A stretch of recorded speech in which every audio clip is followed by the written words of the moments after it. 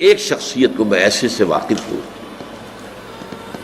جو اہل حدیث بھی کٹر تھے اور صوفی بھی بڑے تھے.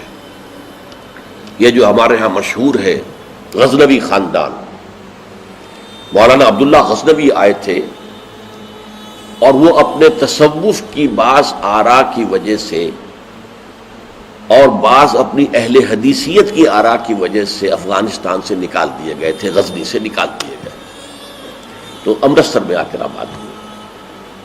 ان کی اولاد ہے یہ غزنوی خاندان.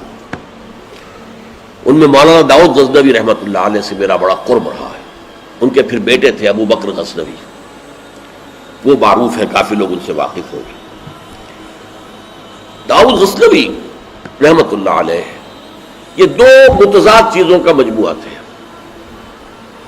تصوف بھی اور اہل حدیثیت بھی. عام طور پر اہل حدیث کی ساری توجہ ظاہر پر رہتی ہے، وہ باطن میں جھانکتے ہی نہیں، اندر نہیں جاتے، فلسفے سے کوئی تعلق ہی نہیں. لیکن فلسفہ اور تصوف یہ جڑے ہوئے آپس میں چولی دامن کے ساتھ. انہوں نے ایک دفعہ منڈمری میں جو سائیوال کہلاتا آ کر تقریر کی. اہل حدیث مسجد تھی، میں بھی گیا ہوا تھا سننے کے لیے. انہوں نے وہ اہل حدیث نوجوانوں سے کہہ رہے تھے کہ دیکھو تم اپنے مسلک پر قائم رہو، ہم غیر مقلد ہیں، ہم کسی کے مقلد نہیں ہیں، نہ ابو حنیفہ کے نہ مالک کے، لیکن کبھی بھی ان ائمہ کی توہین نہ کرنا. یہ ہمارے عام نوجوان جو کہتے ہیں ابو حنیفہ کو کیا پتا تھا، ابو حنیفہ کے پاس تو علم ہی نہیں تھا، ابو حنیفہ تو جو ہے علم حدیث میں کورے، یہ توہین کے الفاظ کبھی استعمال نہ کریں. اچھا، اس وعظ کے ساتھ انہوں نے مثال دی کہ دیکھیے شیخ محی الدین ابن عربی رحمۃ اللہ علیہ کے سب سے بڑے مخالف شیخ احمد سرہندی رحمۃ اللہ علیہ تھے، دونوں کے لیے رحمۃ اللہ علیہ کہا. میں حیران ہو گیا، یہ وہابی آدمی، کٹر وہابی اہل حدیث، اور یہ شیخ ابن عربی رحمۃ اللہ علیہ کہہ رہا. خیر میرے دل پر بھی اثر ہوا کہ بڑی وسعت ہے ان کے فکر و نظر میں. میری اہلیہ کے چچا تھے، ان کے ایک بیٹے، سب سے چھوٹے بیٹے یہاں مجمع میں موجود بھی ہیں، شیخ فضل الرحمان مرحوم. ان کے بہت گہرے تعلقات تھے یہ جو خاندان غزنوی خاندان سے. انہوں نے شام کو کھانے پر بلایا، مجھے بھی بلا لیا، میں ان کا داماد ہی تھا نا. تو وہاں میں نے کہا کہ حضرت آپ نے شیخ ابن عربی کے ساتھ رحمت اللہ علیہ کے الفاظ استعمال کیے،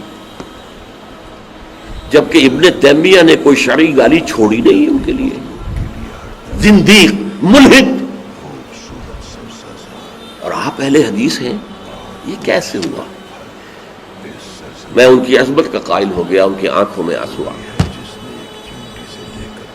کہنے لگے ڈاکٹر صاحب یہ دونوں ہمارے بزرگ ہیں، ہم خرد ہیں، آپس کے اختلافات وہ جانے، ہم چھوٹے ہیں، خرد ہیں، خرد رہنے ہی میں عافیت سمجھتے ہیں، ہمارے لیے دونوں محترم ہیں. اور مسجد میں انہوں نے ایک مثال بیان کی تھی کہ شیخ احمد سرہندی رحمۃ اللہ علیہ نے شیخ ابن عربی کے بارے میں اپنے مکتوبات میں لکھا ہے ما ذل بردار خان ایشانم لیکن چکنم معاملہ صفات باری تعالی است، کہ ہم شیخ ابن عربی کے دسترخوان کے جھوٹے ٹکڑے کھانے والوں میں سے ہیں. کون کہہ رہا ہے؟ مجدد الفسانی کہہ رہا ہے. ما ذل بردار خان ایشانم، ان کے دسترخوان کے سوکھے جوڑے ہوئے جھوٹے ٹکڑے کھانے والوں میں سے ہم ہیں. لیکن کیا کریں، معاملہ سے بات باری تعالیٰ، یہ باری تعالیٰ کی صفات کا معاملہ ہے، ہمیں اختلاف کرنا پڑ رہا ہے، اختلاف ہم کر رہے ہیں، لیکن ہم ان کے دسترخوان کے جھوٹے ٹکڑے کھانے والے. یہ کہہ رہے ہیں شیخ احمد سرہندی رحمۃ اللہ علیہ، جن کے بارے میں مشہور ہے کہ ابن عربی کا یا تو مخالف اول ابن تیمیہ رحمۃ اللہ علیہ، اور یا پھر مخالف دوم جس نے جوابی فلسفہ پیدا کیا، وہ شیخ احمد سرہندی رحمۃ اللہ علیہ. تو یہ ہے کہ ان چیزوں کے بارے میں اپنے سینوں کو وسعت دیجئے. آپ ابن عربی کی بات کو چھوڑ دیجئے، پھینک دیجئے، لیکن توہین نہ کیجئے. اس کو خام خواہ کفر سے تعبیر نہ کی. یہ چیزیں جو ہیں، اور پھر ہمارے سارے صوفیہ جو اس کے قائل ہیں، پھر ان سے بدزنی ہو گئی. میں صرف اس لیے کہ وہ بدزنی اور دلی نفرت کا معاملہ ختم ہو جائے میں یہ ساری بحث اس لیے کیا کرتا ہوں، ورنہ میرے عام دروس میں ان مسائل پر گفتگو نہیں ہوتی.